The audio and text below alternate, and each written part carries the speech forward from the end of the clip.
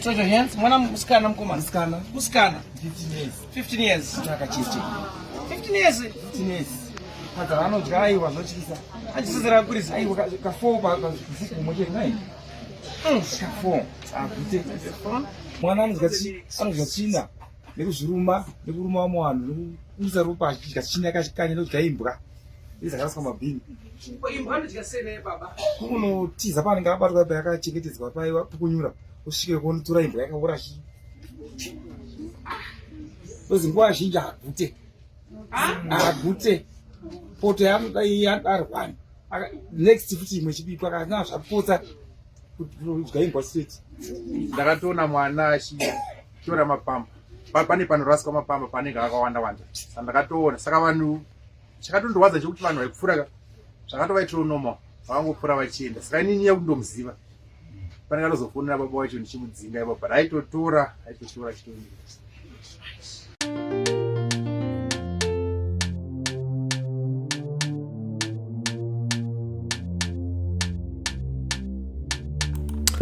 Hello guys, hello people and welcome to Zim Reality TV. My name is DJ Sparks. Tiripanapa patinoenda nyaya dzakasiyana-siyana dzinenge dzichiitika munyika yeZimbabwe. Nyaya ndinaye muzvara nhasi inyaya inotyisa, inyaya inovhundutsa. Ndaona kuchechi kwaprofeti kuda kwashe Jose yemwanasikana wamuri kuona ari apa. Mwanasikana uyu ane makore 15 but anotaura semucheche. Uyezve mwanasikana wamuri kuona uyu ari kushandiswa natete vake, vari kutotaura kuti iwo ndini ndikumushandisa ende ane chipo mwana wese ndakamushandisa ende ndikuita mari naye.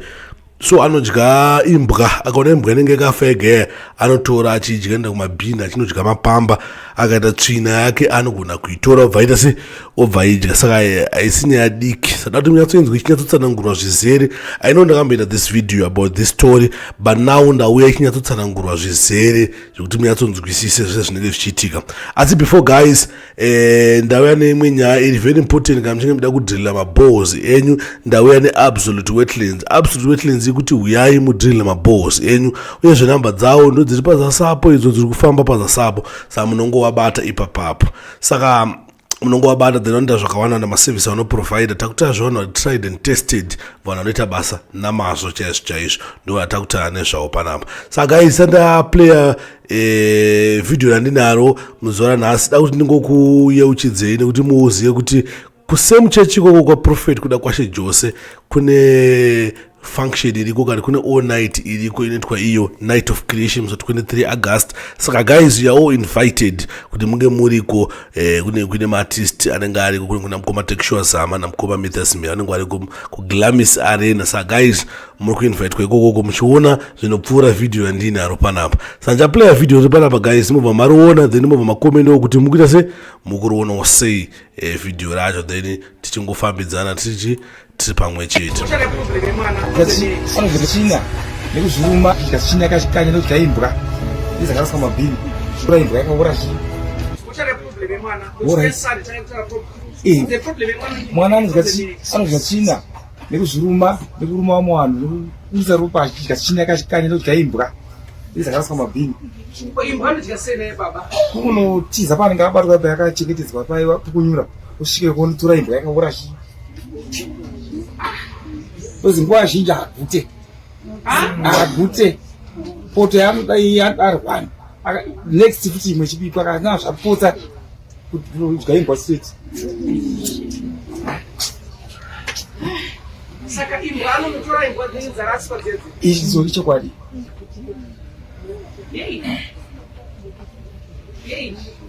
China chikanyo chidyiwa chizorwa miri wese. Andakabva inekura neruoko. Panguva yangu daiti ruoko rarisi vanobva vafuna. Chidzi ndito negirazi rinoona mepu yacho. Right. I want to ask Baba. I want to ask. Mwana uyu akatanga sei kuita zvaanoita? Akatanga atorwa mufananidzo pafoni aine 5 years. Chidzi kufarwa kachimuona. Nehama yenyu? Nasisi vavo. Wangoti unomuona ipapo avatinyangira vanhu vazomunyangira tisi mwana ari panze dzimba. Haya vangoti ona isi vavo ngotora mufananidzo vatiza vaenda. Vakazotora picture baba mwana. Ndopakatanga problem. Ndopatanga nyaya ipapo. Kosisi. Kosemutora picture yemwana uyu. Andakugara ndichimuona. Androgara ndikumoni. Saka vachienda ipapo mwana angasitande problem. Angasina dambudziko. Right. Saka vaenda manje kwavanogara. Vakaita muzukuru zvikanzi pikicha yamainini yacho kuMozambique. Ndobva vatanga kuti vachicheki vechidhumukwa here munhu zvaikuita achikuita kunge anditi gorira here munhu zvaikuita yapo saundi yaibudisa kunge bveni yake. Okay. After some few days. China yaibvisa vanapukira chitora chidya ofisi. Ipapo ndobva vazofona vachiti ndakatoenda mari naye ane chipo chadarika dzinza rese. Vari kwavari manje ndichatsvaga ndichisvika pavanenge vari ndakwenywa munogara ndichiti ndaamenyu marondora vachiti ndaakwaseke chichikupotsana pa ivo manje ndindakabara ane chipo chihombe mwana iyeye handiti zvikanzi hakuna mukatema nematemo kutsvaga dzinza rese ndini 1 ndikupa urombe iwewe nevana ne2 vandakauraya vakufuti kune koti wakaenda pasi.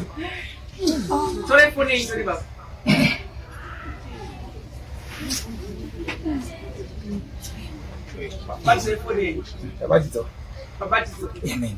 All right. Don't mention the name. But that's why I'm going to mention it. Right. Magabata phone. This is motor Paris. Right now. A glass lager is we are speaking fire right now.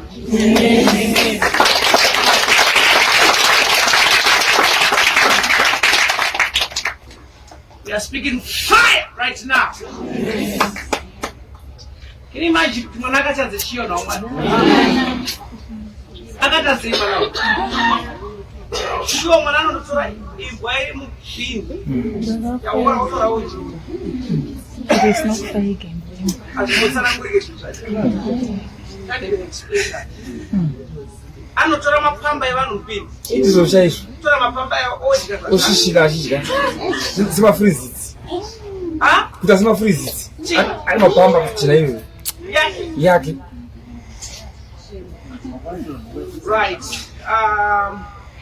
Uyu anakaitara mashoko aya eanza dzenyu kubereka. Iye kubereka shairi. Ndiari pamberi pei. Ndiari anodi ipoji.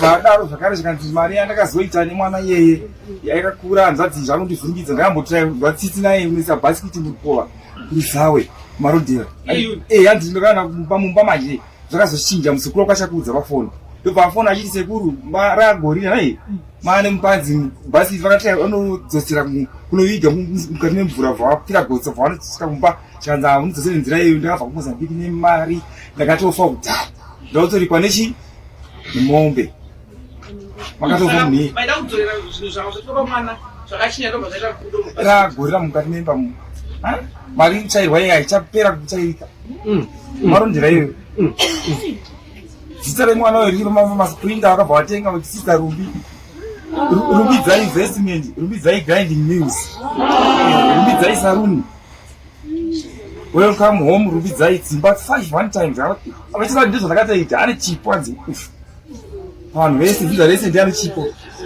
saka ndakasecha andiwanisa mari ndiani uyu anzi ane chipo chemari sandiregerewo zvako sanditeme handiti even muvakidzana wavo vatotozveshuwa tinoona mwana achitodya tsvina nekuita aita mbiri kwese kwatinoenda zvairuipa anoziva pese pese mwana uyu kwaseke ichokwadi last week taifanira kuenda kuzoni ndaifanira kutora baba wa10 days asi hawana kukwanisa kuenda asi ndakazoti ndichienda pandaenda kuzoni kwekuya ndakatoona mwana achitora mapamba pane panoraswa mapamba panenge akawanda wanda ndakatoona saka vanhu chakatondorwadza chekuti vanhu vaikupfura zvakatovaitiro normal vakangopfura vachienda saka inini yekundomuziva panenge atozofonera baba wacho ndichimudzinga ipo but aitotora chitongo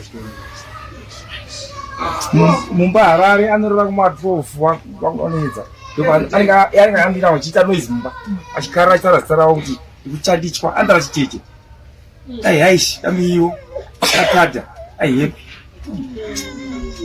hatira communication taura zita remunhu iyeye Pretty kangani Pretty fona izvozvi Pretty fona izvozvi ando pakazofona muchechi zvakare Pretty fona izvozvi Pretty fona izvozvi. Pretty fona izvozvi. Pretty fona izvozvi. Tari zvawakaisa pamwana. Pretty zvawakaisa pamwana. Yakwana nguva. Yakwana nguva kuti asunungurwe. Zvawakaisa pamwana. Yakwana nguva yekuti asunungurwe. In the name of Jesus. Zvakasungwa mwana pese. Ngaasunungurwe izvozvi. Izvozvi. Say in the name of Jesus. In the name of Jesus.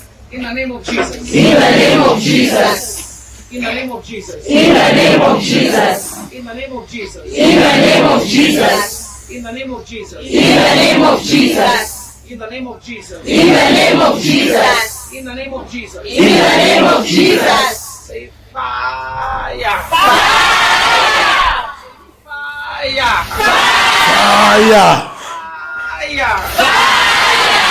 Say Holy Ghost fire. Holy Ghost fire. Can you come with the child?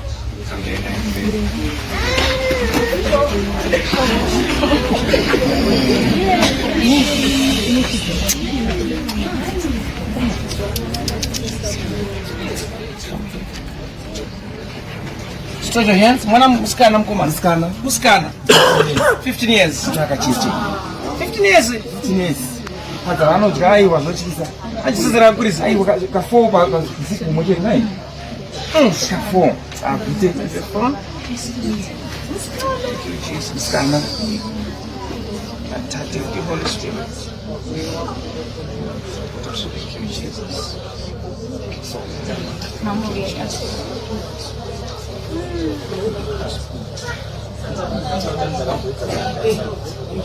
Stretch your hands, everyone. Stretch your hands. Let's say this is your child. Andika? Stretch your hands. Stretch your hands. Stretch your hands. Stretch your hands. Say in the name of Jesus. In the name of Jesus. Say in the name of Jesus. In the name of Jesus. Be delivered. Be delivered. Say in the name of Jesus. In the name of Jesus. Be delivered. Be delivered. Say in the name. Ashes. When you sometimes, so when you're praying for one person, we are also praying for you. Yes. So what you have to do, connect to what we are doing right now. Connect. Say in the name of Jesus. In the name of Jesus. Say in the name of Jesus. In the name of Jesus. Say in the name of Jesus. In the name of Jesus. Say in the name of Jesus. In the name of Jesus. Say in the name of Jesus. In the name of Jesus. In the name of Jesus. In the name of Jesus. Say fire. Fire. Akasopa mwana zvese ngazvibve nesara Jesu. Ngazvibve nesara Jesu. Ngazvibve nesara Jesu. Ngazvibve nesara Jesu. Takabata pfungwa dzake. Takabata upenyu hwake. Command you to loose in the name of Jesus. In the name of Jesus. In the name of Jesus. In the name of Jesus. From now on, I declare right now. Amen.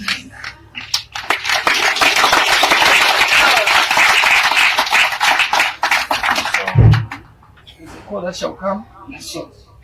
Right. Over us, we pray for deliverance for this child. In the name of Jesus Christ. Thank you, Jesus.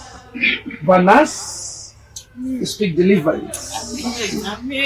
Vanas, speak deliverance. Amen. Jesus. Vanas, we speak deliverance. Amen. Whatever Vanas, we command you to leave this child. In the name of Jesus, command you to leave this child. Whatever in your stomach, pakasungirwa zita rake, paakanoshandiswa, takubreka ipapo. We are breaking that.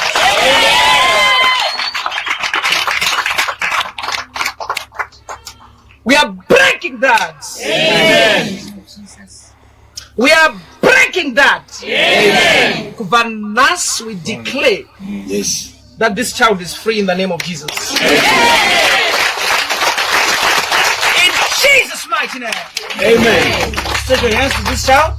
Say in the name of Jesus. In the name of Jesus. This child is free. This child is free. Say in the name of Jesus. In the name of Jesus. This child is free. This child is free. This child is free. This child is free. This child is free. This child is free. In Jesus' mighty name. In Jesus' mighty name. Now, Kubanas not declare a change over this child. Every problem on this child is over. In Jesus' mighty name. We restore your mind, your voice, your words, and everything. In Jesus' mighty name. Amen.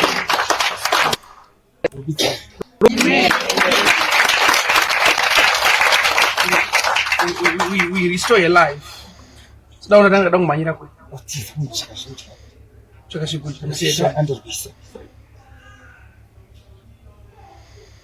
You are free from today. In the name of Jesus Christ. You are free from today. This child is free from today. In Jesus' mighty name.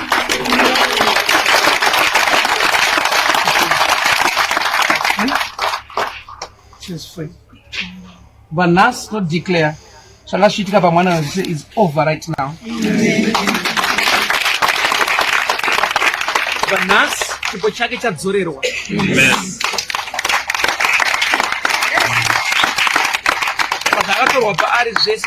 From today. Amen. In the name of Jesus Christ. Amen. Rumbi, asunungurandika? Dizoga. Asunungurandika? Asunungurandika.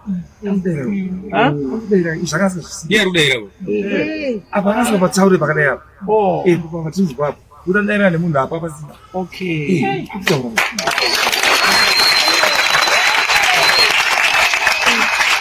You're going to see a change, Sister James. Don't worry, you're going to see a change. You haven't seen, you're going to see a great change from now. Sister James. You're going to see a great change from now. Sister James. Amen. Rumbi, Asununguru Andika? Asununguru ni Sister James. Andika? Izoga? Asununguroni Sarajes, Musietu Rogorali. All right. Asununguroni. I want to see something.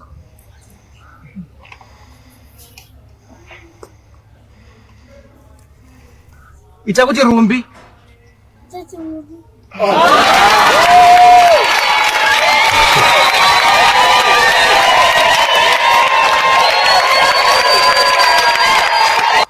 apa ataura zvakanaka bhozi anti yumbi hanzi agona kutaura zvakanaka mwana wesaka apa atotaura zvaita se zvatonzwika vanhu vanhu vakatofara aiwa kwaprofeti kuda kwashe jozo tingataura edu zvimwe zvinhu but takutaura zvepawa apawa She's still under deliverance. She's still under deliverance. Don't worry, you are going to see a lot of changes for her. Amen. Don't worry, you are going to see. Changes for her. She'll see some changes for her. She'll see some changes. So tonight was a challenge. Okay. All right. Asunungurandika? Asunungurandika? Amen.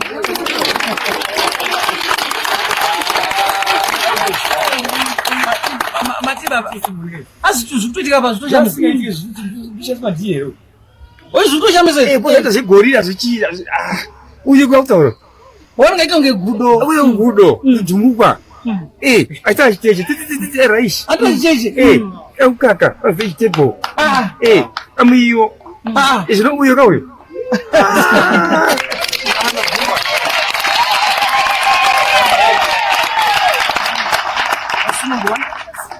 Ubanas. Mr. Jesus. Mr. Jesus.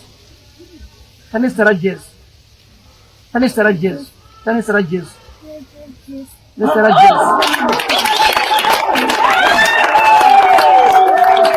Mr. Jesus. Mr. Jesus. That is Risa. Mr. Jesus. Mr. Jesus.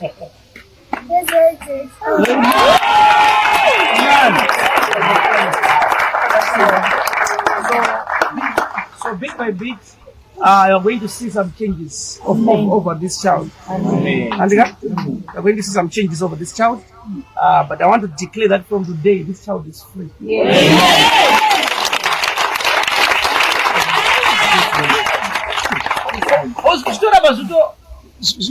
akutoita mwana chaiwo atiita mwana achitoita maprofeti kwese kwatoita kwese aiti rova nekuruma vanhu vazvishandira vacho apa hana kurumai anorovese kwekuzese ipahamborovai akati atokumura hembe haana kumura yezesimonikai ukabva ipapo azvionera